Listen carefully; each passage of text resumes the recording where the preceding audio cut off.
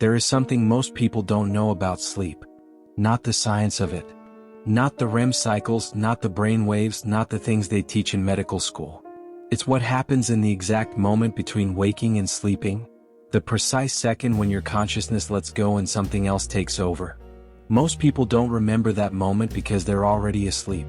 I remember it because I never make it through. My name is Owen. I'm 34 years old and I don't sleep. Not ordinary insomnia, not tossing and turning, not difficulty falling asleep, not waking in the night. Something else entirely, something that none of the 17 doctors I've seen have had an accurate name for. I reached the threshold of sleep. I feel it every night, that gentle falling sensation, the body beginning to release, consciousness beginning to dissolve like sugar in warm water. I reach exactly that threshold. And then I'm awake, not startled, not nightmares. Complete, sudden alertness as though someone has flipped a switch inside my head. Heart rate normal. Breathing normal. Just awake. Fully awake. As though I was never close to sleeping at all. I have lived this way for 3 years. 3 years without sleeping. I know what you're thinking. No one can survive 3 years without sleep. Medically, a person will die after 11 days without sleep. That's the documented record. And the person who said it suffered serious neurological damage within days. I know. I've read all the studies. I've seen the best specialists. I've undergone dozens of sleep monitoring sessions in lab settings. And the results of those sessions are what left all 17 of my doctors unable to say anything useful. Because according to the machines, according to every electrode attached to my head, every screen tracking my brain waves, I sleep normally. 8 hours. Complete cycles. Normal REM. The delta waves of deep sleep appearing at the right times in the right intensity. But I feel nothing during those 8 hours. Not just failing to remember dreams. There is nothing. I reach the sleep threshold, I wake up, and in between there is nothing at all. No sense of time passing, no feeling of rest, no interval of darkness. Just the threshold and then immediately the next morning. As though someone cuts 8 hours out of my life every night. My body sleeps, but I'm not in it while it does. I began noticing other things in the second year. Small things at first. The glass of water I left beside the bed sometimes empty in the morning though I had no memory of drinking. My shoes in the hallway occasionally with mud on the soles though I hadn't gone anywhere. Once, the kitchen door unlocked in the morning when I was certain I had locked it the night before. I told myself I was sleepwalking. Moving without knowing, remembering nothing on waking. That would explain why my body slept.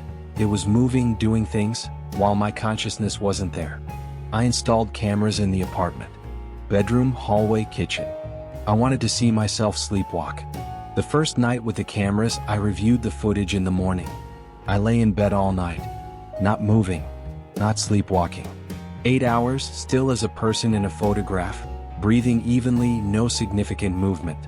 But there was one thing in the footage that I watched 10 times before accepting I was seeing it correctly. At 3:33 in the morning, I sat up in bed. Not the way a sleepwalker sits up, slow, unsteady, eyes closed. The way a fully alert person sits up, fast, deliberate, straight-backed. I sat up in bed, looked straight ahead, and held that position for 17 seconds. Then I lay back down. And I had no memory of those 17 seconds. I reviewed the footage for the nights that followed.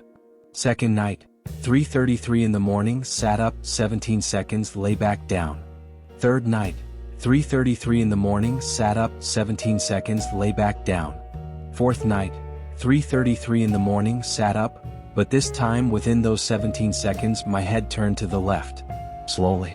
Looking toward the corner of the room. I zoomed into the footage. I looked at the corner the head was turning toward. Nothing there. But something in the way the head moved, slow, precise, the way someone tracks something crossing a room, suggested that while I could see nothing, whatever was sitting in my body at 3:33 in the morning could. On the 17th night I tried something different. I didn't lie down when I reached the sleep threshold. I sat upright in bed, eyes open, and tried not to let go. My consciousness began to dissolve the way it always did. That gentle falling sensation, the body growing heavy, eyes wanting to close. But this time I held on. I anchored myself with everything I had. And I felt the moment of transfer. Not with my eyes, My eyes were open, but what I perceived didn't come through them.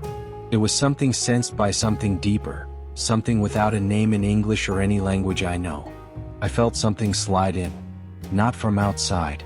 From within, as though it had been there for a very long time, waiting somewhere I couldn't look, and every night when my consciousness let go, it slid into that empty space. My consciousness didn't disappear. It was pushed aside. And in a fraction of a second before being pushed completely out, I felt it looking through my eyes. I have no way to describe that feeling except to say, someone looking through your eyes with the curiosity of a person examining something completely foreign to them. My bedroom, the familiar objects, the walls, the window, all seen through my eyes but not through my awareness. Like a stranger wearing your clothes standing in your house and looking around. Then I was pushed out completely and remembered nothing more. The next morning I reviewed the footage. At 3:33 in the morning, the head turned toward the camera, looked directly into the lens, and held that position for the full 17 seconds. Not by chance. Not coincidence. It knew the camera was there. It looked directly into it. And in those 17 seconds, my face, my eyes, the muscles of my face, held an expression I have never made. Not an expression in my own range. Lips lifting slightly on one side, head tilted, my eyes, carrying something that resembled cold amusement. As though whatever was sitting in my body saw itself on the camera and found this interesting. I sought out someone, not a doctor, not a scientist. A woman named Vera, 70 years old, living on the outskirts of Boston, recommended to me by a friend of a friend of a friend after they heard my story. Vera wasn't surprised when I told her. She sat in her small kitchen, drinking tea, and listened the way someone listens to news about the weather. "You're not the first," she said when I finished. "You know what this is?" "I know some things," she said carefully. "Not much. Only enough to be dangerous." She looked at me. "Most people, when they sleep, they go somewhere. Not dreams. Deeper than dreams. A place where consciousness goes while the body rests. And me? You can't get there," she said. "The thing using your body won't let you go. It keeps you at the threshold. Every night you reach the edge and are pushed back out while it steps in." I looked at her. "What is it?" Vera took a sip of her tea. "I don't know its name. But I know they've existed for a very long time. Much longer than us. They have no bodies. They borrow." She set her cup down. "A sleeping human body is the easiest thing to borrow. Consciousness away, body still there, warm, alive. What you're describing, it isn't just borrowing your body. It's been there long enough that it thinks of your body as home. What do I do?" Vera looked at me for a long time. "That's the problem," she said. "When it's been there long enough, when it has grown familiar with the body, the face, the eyes, removing it becomes harder. Because the body starts to recognize it. Starts opening the door automatically." "How long?"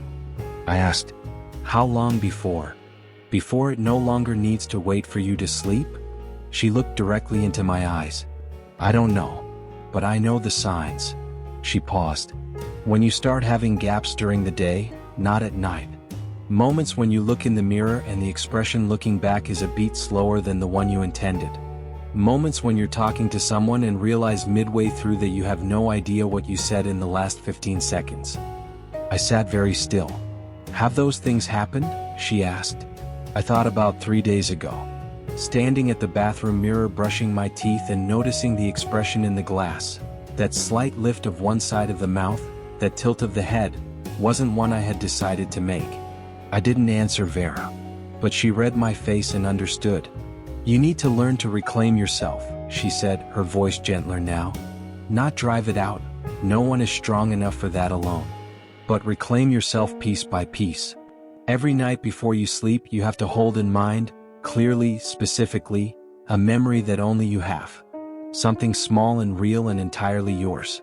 Not something in a photograph, not something you've told anyone. Something that exists only inside you." "Why?" "Because it cannot replicate those things," she said. "It knows your face. It knows your voice. But it doesn't know the memories you've never shared. That's the only boundary still left between you and it." I followed Vera's method for 6 months. Every night before reaching the sleep threshold, I focused on one small memory, Not an important one, not a beautiful one. Just real and only mine. A morning when I was 6 years old, sitting in my grandfather's garden, watching a caterpillar move across a blade of grass for 15 minutes. The smell of rain on pavement on a street I walked down once and never remembered the name of. The sentence I meant to say to my father before he died but never said. Small things. Real things.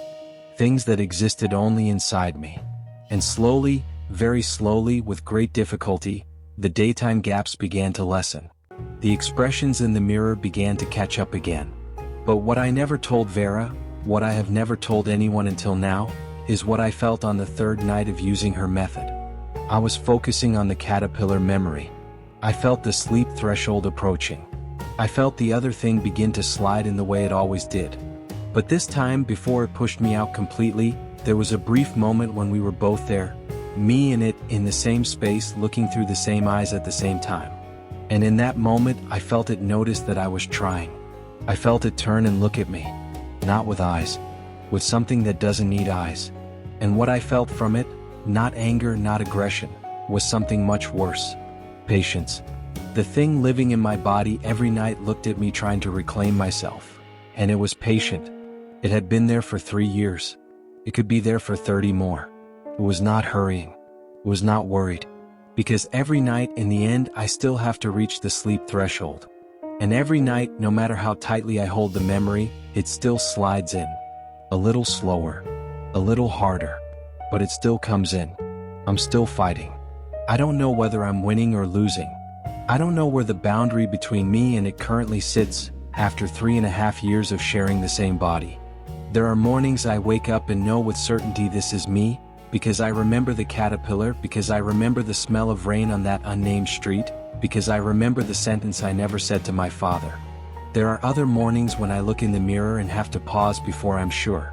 And there was one morning, just once, 3 weeks ago, when I looked in the mirror and for a fraction of a second before the expression adjusted, I saw my own face looking back at me with that slight lift of the lips.